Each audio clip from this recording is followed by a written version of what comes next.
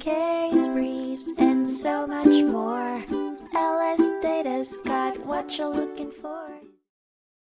Kecia Anderson faced a harsh winter's wrath while studying at the University of Northern Iowa campus. The icy conditions, a byproduct of a severe storm, resulted in her slipping and falling.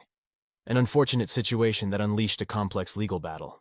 At its core, Anderson's lawsuit accused Marilyn Mercado and the state of Iowa of negligence. Her grievances were rooted in a claim that Mercado and the state of Iowa should have made the decision to close the university's library due to the severe weather conditions, thus preventing the hazardous circumstances that resulted in her injury. What's more, Anderson contended that failure to remove the icy buildup on the pathway to the library further demonstrated the defendant's negligence. The initial verdict, as concluded by the district court, leaned in favor of Mercado and the state of Iowa. The court invoked the concept of discretionary function immunity, a form of protection that shields government entities from liability if their decisions are rooted in concerns over public policy. With this in mind, the court felt they were legally justified in keeping the library open despite the storm's severity. Yet the case wasn't entirely clear-cut, and despite ruling in favor of the state, the court permitted a premises liability claim against them. However, the state prevailed in that instance too. Anderson wasn't fazed by the district court's verdict, and her determination led her to launch an appeal. The Court of Appeals offered a mixed bag of rulings.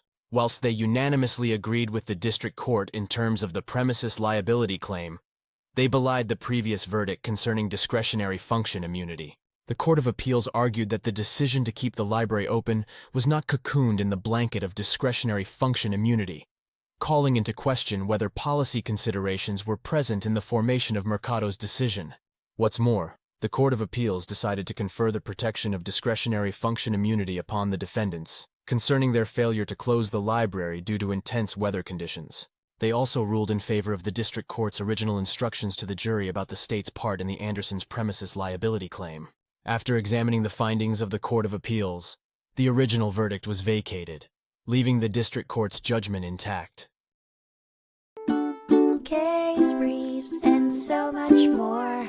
LSData's got what you're looking for. Visit lsd.law, elevate your mind. Leave the stress of class.